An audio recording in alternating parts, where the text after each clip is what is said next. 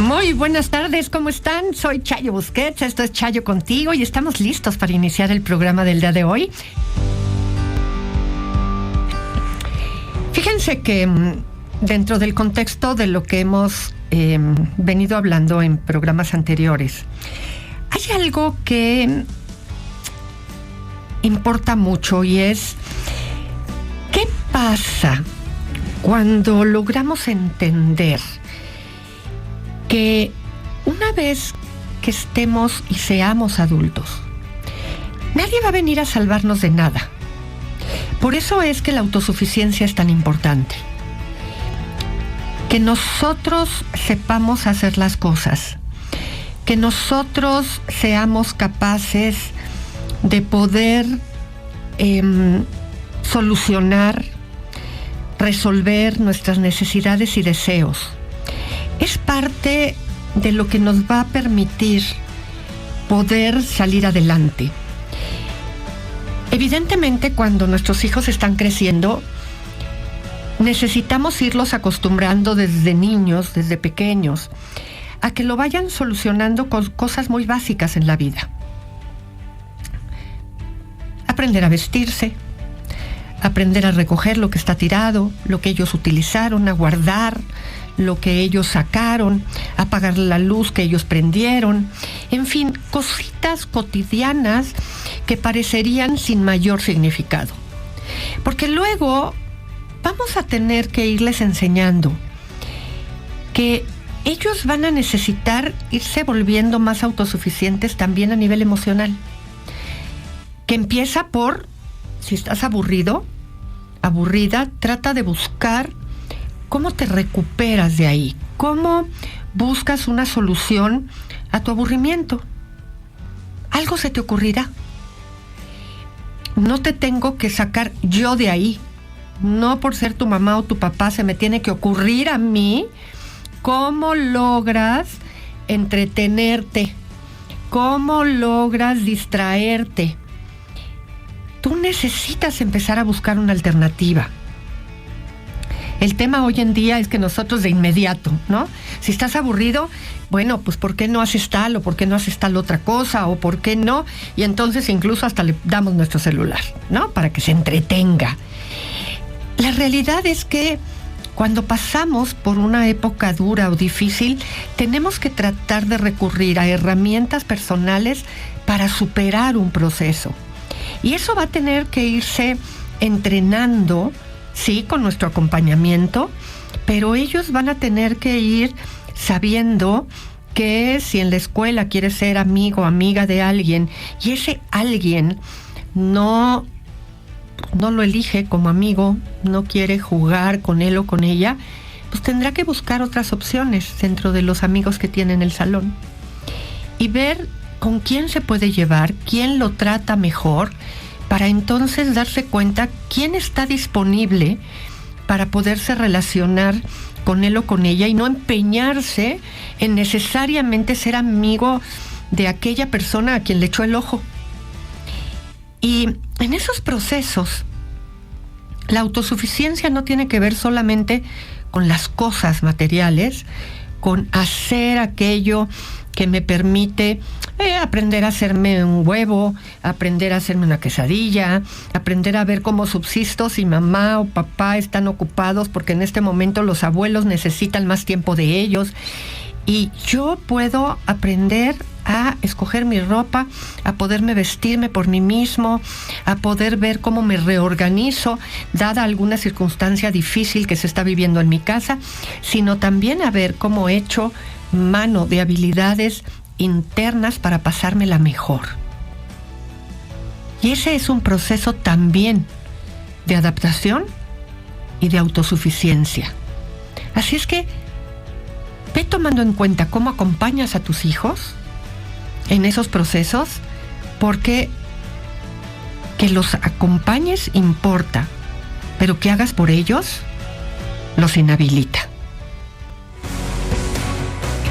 ¿Cómo expresas el respeto? Y sí, es una pregunta así de general.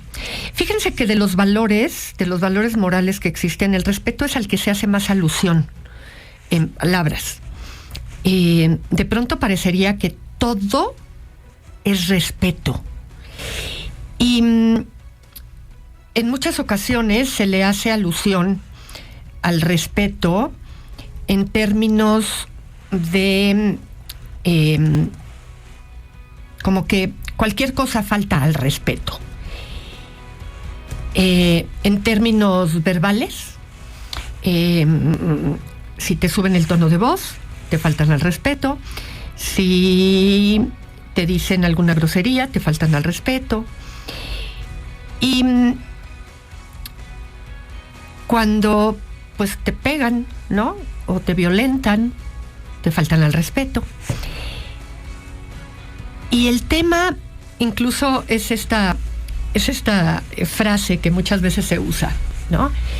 Con todo respeto, y después de eso te dicen de todo, ¿no? Como si la frase, poniéndola de antesala, ya permitiera que te digan lo que sea, ¿no? A veces, con todo respeto, no estoy de acuerdo contigo, cuando en realidad la frase pues no es necesaria. Puedes diferir de lo que el otro dice sin necesidad de que te digan que están en desacuerdo contigo. El respeto es un valor que implica reconocer, apreciar, valorar las cualidades, los derechos y la dignidad de las personas. Acatar las normas, las reglas, porque la palabra respeto significa y viene del latín de atención o consideración, no nada más al otro, sino a las reglas establecidas. Así es que cuando te pasas un alto, cuando te le atraviesas a alguien, cuando te metes en la fila, cuando tiras basura en la calle, estás siendo una persona irrespetuosa. Y cuando no aceptas las diferencias, la desigualdad, cuando no previenes la violencia, estás permitiendo las faltas de respeto. El respeto incluye, por supuesto, el respeto a los demás, el respeto a ti mismo, a la autoridad, a las normas, a la naturaleza, a las creencias. Y se puede demostrar de muchas maneras, siendo cortés, siendo atento, siendo una persona con escucha activa. Cuando estás viendo tu teléfono mientras alguien te habla, estás faltando al respeto.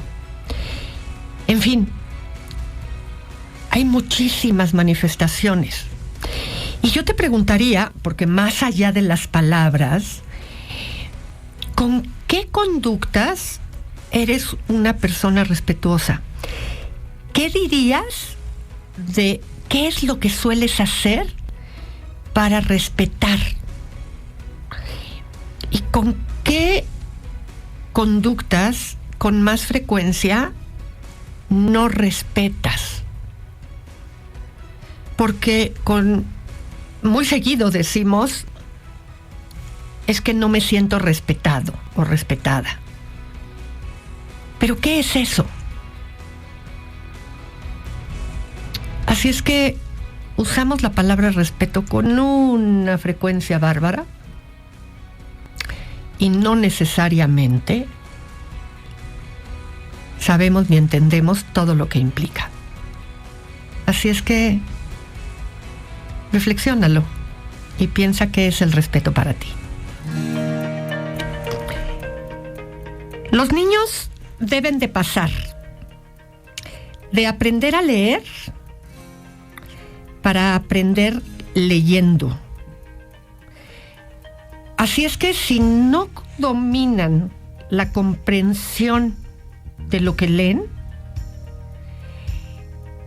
será prácticamente un rollote en el resto del aprendizaje de lo que sea.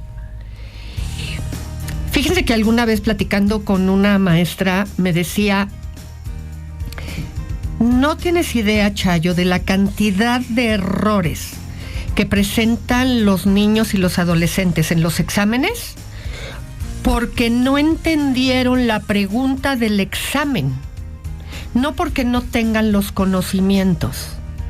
Y eso es verdaderamente un tema, porque los papás vienen y dicen: es que estuvieron estudiando. Bueno, ojalá dijeran eso, dicen: estuvimos estudiando toda la tarde y mi hijo se sabía las cosas. Yo le preguntaba y lo sabía. Y claro, los papás les preguntan oralmente, ¿no? Y entonces los hijos contestaban muy bien. El tema es que al otro día, cuando llegaban al examen, la pregunta era escrita. Y como no entendían lo que leyeron, el chico contestaba otra cosa o contestaba mal. Y la realidad es que la clave del éxito de la educación es que comprendan lo que leen.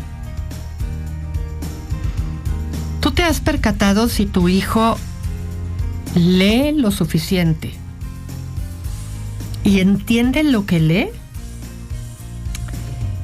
Porque muchos maestros de universidad lo dicen.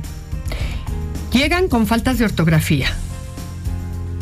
No leen adecuadamente y no comprenden lo que leen. Y eso verdaderamente se vuelve todo un problema para el aprendizaje. Así es que acostumbra a tu hijo desde pequeñitos que tienen que leer, porque la lectura es básica en el aprendizaje. No lo dejes pasar. Cada vez más estudiosos de la psicología, de la pedagogía, del medio de los neurólogos, hablan y no se cansan, no nos cansamos de repetir todo lo que genera en los niños, en los adolescentes, el problema de lo digital. Incluso ya hay quien habla de la resaca de lo digital, si es real o no. Mucha irritabilidad, cero tolerancia a la frustración. En los pequeños, retraso en el habla, porque las pantallas no enseñan a hablar, solo enseñan a repetir. Y es que el cerebro está sobreestimulado por la cantidad de tiempo que pasan los niños, los adolescentes en la pantalla. Y la recomendación siempre es que haya espacios que se manejen libres de pantallas. Y que haya límite, como lo hay en todo, en las horas de ir a dormir, en los tiempos en los que los chicos pueden ir a fiestas, en qué horarios, cuántas veces, cuánto tiempo pueden jugar, aunque no sea con las pantallas, los niños, a qué hora se pueden ir a dormir, qué horario es el de irse a bañar, el horario de la tarea, en fin, si toda actividad tiene horarios, espacios, el recreo en la escuela, la hora de entrada, la hora de la salida, en los adolescentes cuánto dura cada clase. Si todo está enmarcado en horarios, ¿por qué las pantallas tendrían que tener espacio libre? ¿Por qué? Sí tienen un nivel de atracción muy grande, muy fuerte, pero además son espacios de peligro y de afectación. Y entonces, ¿por qué parecería que en esos espacios los que mandan son los niños y los adolescentes. ¿Por qué no entendemos que esa aparente felicidad en realidad es excitación? Y que no es una felicidad que se ve reflejada como una felicidad de estilo de vida. Es una felicidad que estimula áreas del cerebro en donde, por la gran excitación que se da, en realidad estamos distorsionando en ellos la idea del malestar y la idea de lo que de verdad es grato. Y que eso va a traer consecuencias importantes en su estilo de vida y en lo que les va a parecer realmente satisfactorio, porque no es una parte de estilo de vida que satisface. No, solamente dura el momento y por lo tanto distorsiona lo que en realidad vale la pena en la vida. En serio, considéralo más allá del momento en el que, qué padre que te pueden dejar en paz. Porque lo vamos a acabar lamentando. Algo que constantemente tendríamos que aprender todos, pero sobre todo enseñársela a nuestros hijos, es que los chistes son chistes si nos reímos todos. Si alguien no lo entiende, se enoja o llora, entonces no es chiste. Y a partir de ahí, no tendríamos que hacerlo más. Así es que enséñaselo a tus hijos. Déjaselos perfectamente claro. Porque nadie tendría por qué reírse de nadie más. Y cuando hacemos eso, nos tendríamos que fijar si esa broma es broma para todos. Llegó el momento de decir hasta mañana. Soy Chayo Busquets, esto fue Chayo Contigo. Hasta mañana. Audiocentro.